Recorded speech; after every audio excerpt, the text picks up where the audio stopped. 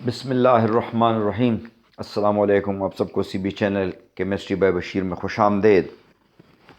आज हमारा टॉपिक है E by M of positive rays and cathode rays के कैथोड रेज का E बाई एम रेशो और पॉजिटिव रेज का E बाई एम रेशो क्या एक जैसे हैं या इनमें कोई डिफरेंस है। सो इस पर क्वेश्चन आ सकता है, differentiate between the E by M ratio of cathode rays and E by m ratio of E by m of the positive rays, or why the E by m of cathode rays is independent of the gas inside the CRT cathode rays tube or discharge tube, and why the E by m of positive rays is dependent upon the residual gas inside the discharge tube or CRT cathode rays tube। तो इस तरह के बहुत सारे question in पर आ सकते हैं इस लॉज की बुनियाद पर। इसीलिए हम इन दोनों की कंपैरिजन पढ़ेंगे, तब हमें बड़े आराम से आसानी से पता चल जाएगा कि ये देखिए, ये एक आर्म डिस्चार्ज ट्यूब है। इसमें हम कोई भी गैस ले लेते हैं, इसमें से जो है कैथोड रेज डेवलप होती हैं। 5000 से लेकर 10,000 तक वोल्ट तक DC बैटरी हमने इसको अप्लाई की हुई है। यहाँ बहुत सारा गैस जो है हमने लिया है। गैस कितना, बहुत सारे गैस के मालिक्यूल है, लेकिन इसका ये लो प्रेशर पर है। लो प्रेशर से मुराद क्या है कि 1 टॉर से लेकर 0.1 टॉर तक ये जो हो सकता है। तो इसमें से कैथोड रेज प्रोड्यूस होती है। कैथोड रेज लेट्स से यहाँ पर कैथोड रेज यहाँ से प्रोड्यूस हो रही है, इस तरह आ रही है। ये कैथोड रेज हैं, ये प्रोड्यूस हो गई, यहाँ से आ रही है। यहाँ ये हाइड्रोजन गैस मैंने इसमें लिया है। तो लेट्स से ये इस तरह ये हाइड्रोजन और इसके साथ ये हाइड्रोजन जो है, अब दोनों के दरमियान जो है इलेक्ट्रॉन मौजूद हैं। ये दोनों का बॉन्ड बना हुआ है हाइड्रोजन मॉलिक्यूल का।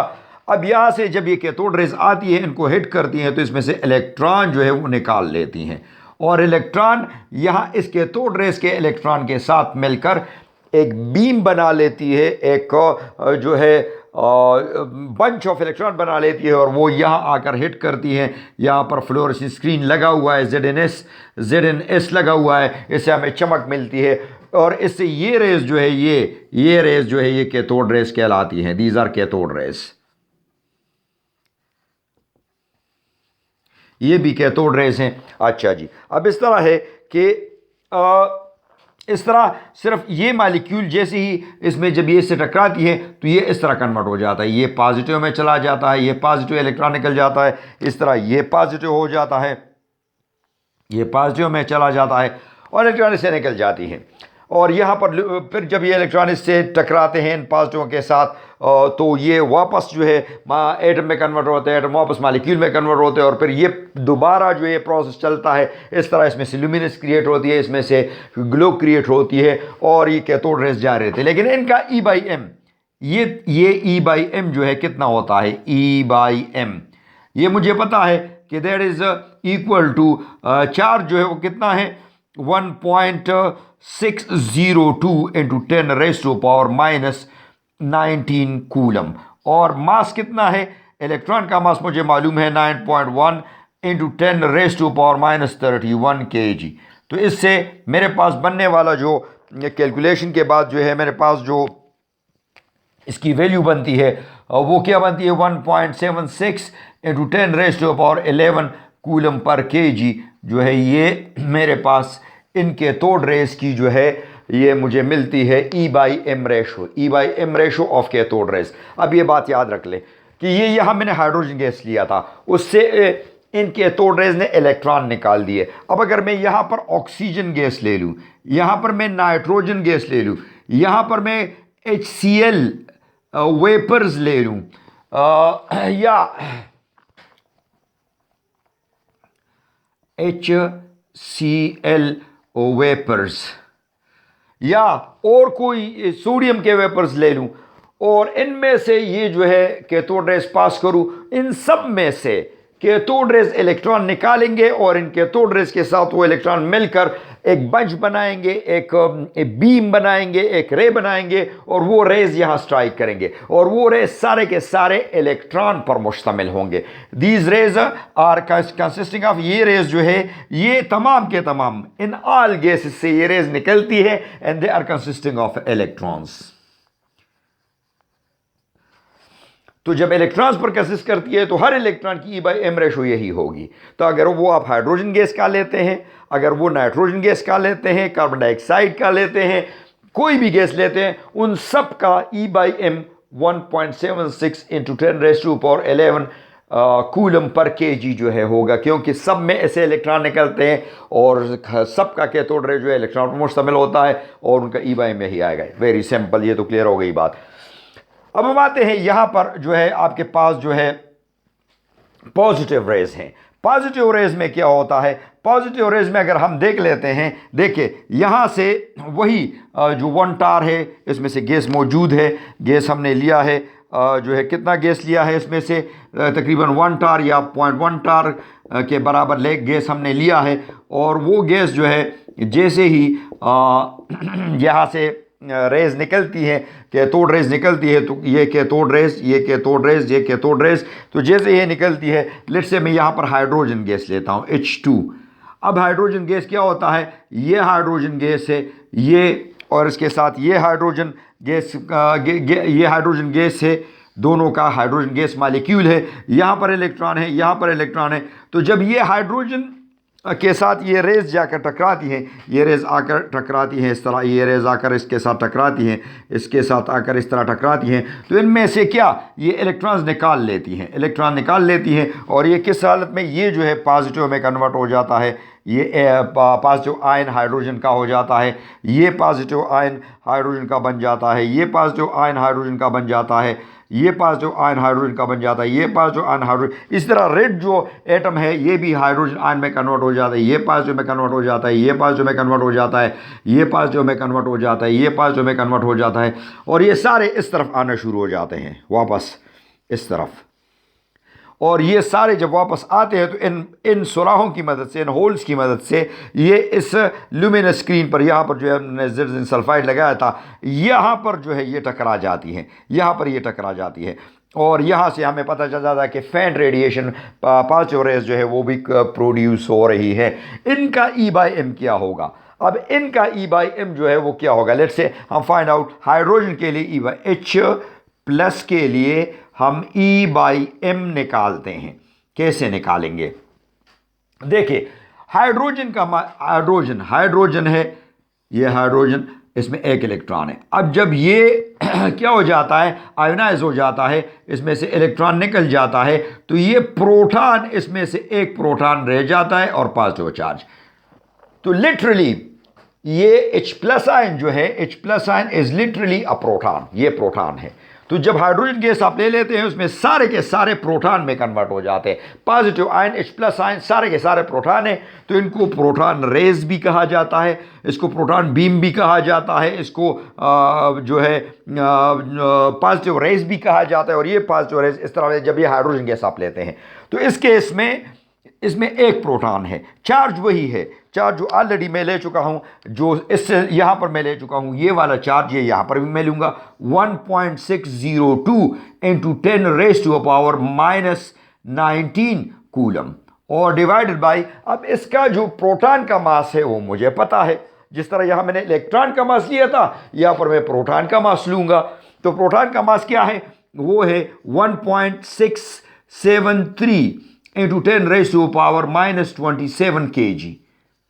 अब इसको अगर मैं सिंप्लीफाई कर लेता हूं तो मेरे पास क्या बनता है? मेरे पास बन जाता है 1.602 × 10⁻⁻19 और प्लस 27, ये ऊपर आ जाता है, ये ऊपर चला जाता है, और यहाँ पर जो है 1.673 जो है वो रह जाता है। इससे मुझे मिल जाता है, इससे मुझे क्या मिलता है? इससे मुझे मिल जाता है 0.954 इस तरह मिल जाता है, इनटू 10⁻⁻, ये ना 27 में से 19 निकाल दे तो 8, कूलम पर केजी।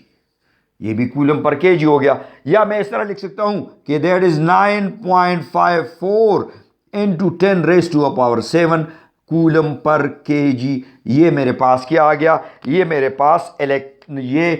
पास आ गया E/m रेशो किसका? E/m ratio for hydrogen. E/m ratio for hydrogen ion, H+ ion proton के लिए ये E/m रेशो आ गया। लेट्स से मैं E/m रेशो यहां पर निकालना चाहता हूं किस चीज के लिए? हीलियम के लिए। यहां मैं हीलियम गैस लेना चाहता हूं। लेट्स से मैं यहां पर helium gas He gas helium gas लेना। हीलियम में दो पॉसिबिलिटीज हैं, एक हीलियम He पॉजिटिव और दूसरा हीलियम He पॉजिटिव। इसमें से एक इलेक्ट्रॉन निकल रहा है, इसमें से दो इलेक्ट्रॉन निकल रहे हैं। पहले मैं एक इलेक्ट्रॉन जो निकल रहा है उसका कर लेता हूं, फिर आगे चलते हैं। तो इसमें E/m रेशो निकालने के लिए क्या होगा? यहां पर देख ले, अगर मैं हीलियम का एटम ले लेता हूं, ये हीलियम का एटम है, हीलियम एटम। अच्छा जी, अब इसमें से प्रोटॉन कितने हैं? प्रोटॉन मेरे पास 2, न्यूट्रॉन मेरे पास जो है 2, और यहां पर एक इलेक्ट्रॉन रहता है। इस वजह से ये पॉजिटिव हो जाता है, क्योंकि एक इलेक्ट्रॉन निकल गया। यहां से रेज ने एक इलेक्ट्रॉन निकाल दिया, तो वो इलेक्ट्रॉन जो है यहां पर लगकर कैथोड रेज बना रहे हैं, जबकि ये वापस आकर एनोड की तरफ आ रहे हैं, फेड रेडिएशन। तो अब इसको मैं यहां पर अप्लाई करूंगा। यहां पर ये बात याद रखें कि इलेक्ट्रॉन का मास चूंकि बहुत ज़्यादा कम है as compare to the proton and neutron.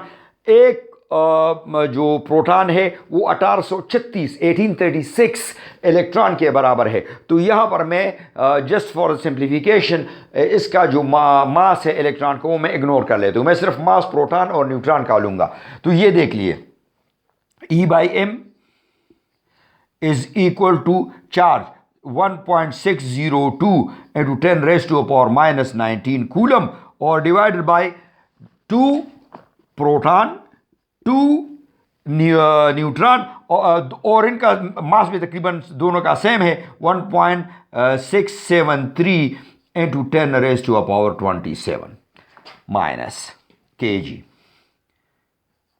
अच्छा जी, अब अगर इसको मैं सिंप्लीफाई करना चाहता हूं तो सिंप्लीफिकेशन क्या है? सिंप्लीफिकेशन ये है कि मेरे पास ये बन जाता है 1.602 डिवाइडेड बाय 4 इंटू 1.673 इंटू ये ऊपर कर लेते हैं इंटू 10⁻⁻19 प्लस 27।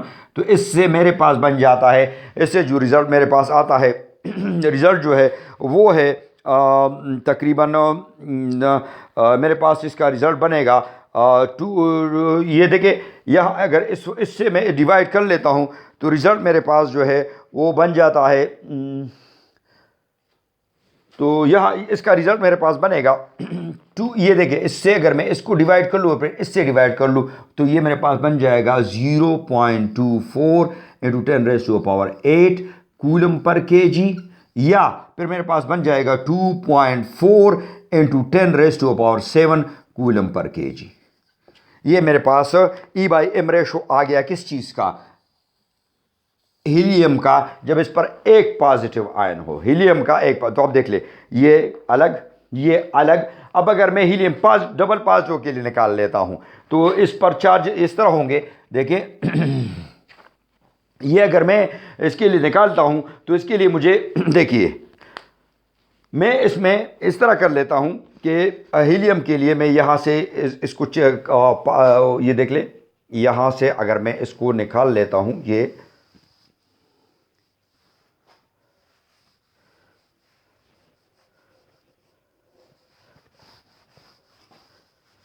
ये मैंने हीलियम किसके लिए निकाला था? ये मैंने हीलियम निकाला है He पॉजिटिव के लिए, E/m।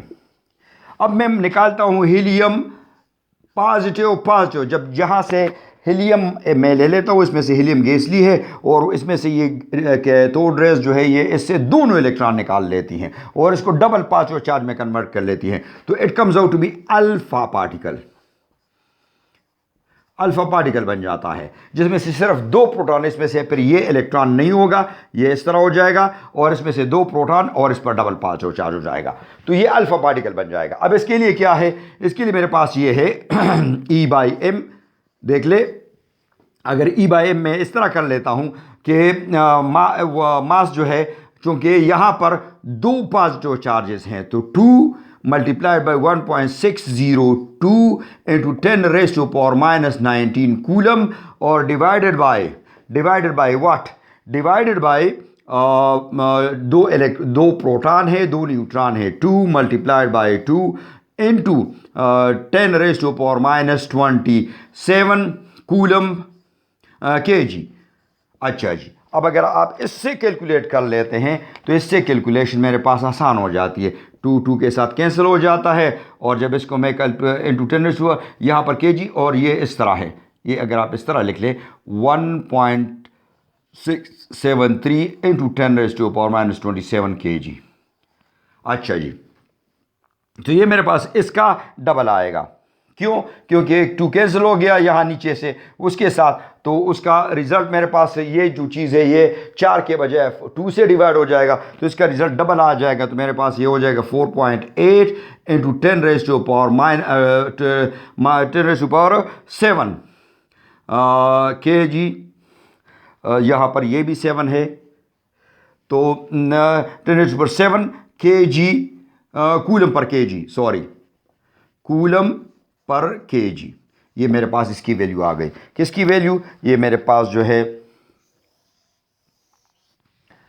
वैल्यू आ गई हीलियम जब डबल पास हो। तो ये देखिए, हाइड्रोजन का देख ले 9.54 इंटू 10⁻⁷, एक हीलियम का देख ले जिसमें 5 और 4 हो 2.4 इंटू 10⁻⁷, जब इस पर 2 चार्ज हो 4.8 इंटू 10⁻⁷। हर एक का डिफरेंट आता है। इस तरह ऑक्सीजन का निकाल लो वो और भी डिफरेंट आएगा, नाइट्रोजन का निकाल लो वो और भी डिफरेंट आएगा। तो इसलिए मैं कहता हूं कि अगर आप इस तरह कर लेते हैं,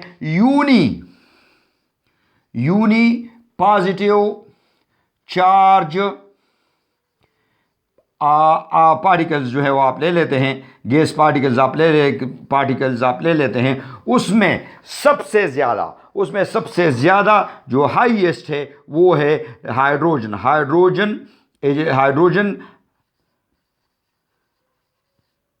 हैज़ द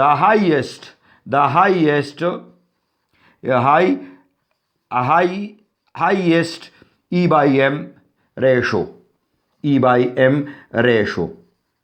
वो कैसे? वो ऐसे कि देखिए ना, इनका 9.54 है, कोई भी ऐसा नहीं है जिसमें से एक 5 चार्ज आप निकाल ले और उसमें से E/m जो है रेशो उसका सेम आए। मसलन एग्जांपल के तौर पर मैं आपके सामने ऑक्सीजन का कर लेता हूं। ऑक्सीजन का आप देख ले, ऑक्सीजन का E/m अगर आप पॉजिटिव ले ले, एक पॉजिटिव, तो इसको इस तरह होगा 1.602 इंटू 10⁻⁻⁻19 कूलम और डिवाइडेड बाय, चूंकि ऑक्सीजन में 16 है, 8 प्रोटॉन 8 न्यूट्रॉन, तो 16, और हर एक का मास जो है वो 1.673 इंटू 10⁻⁻27 kg के बराबर। तो इससे डिवाइड कर ले, तो इससे जो रिजल्ट आता है मेरे पास ऑक्सीजन का, वो आता है तकरीबन 0.06 इंटू 10⁻8 कूलम पर kg, या मैं लिख सकता हूं ये 6 इंटू 10⁻6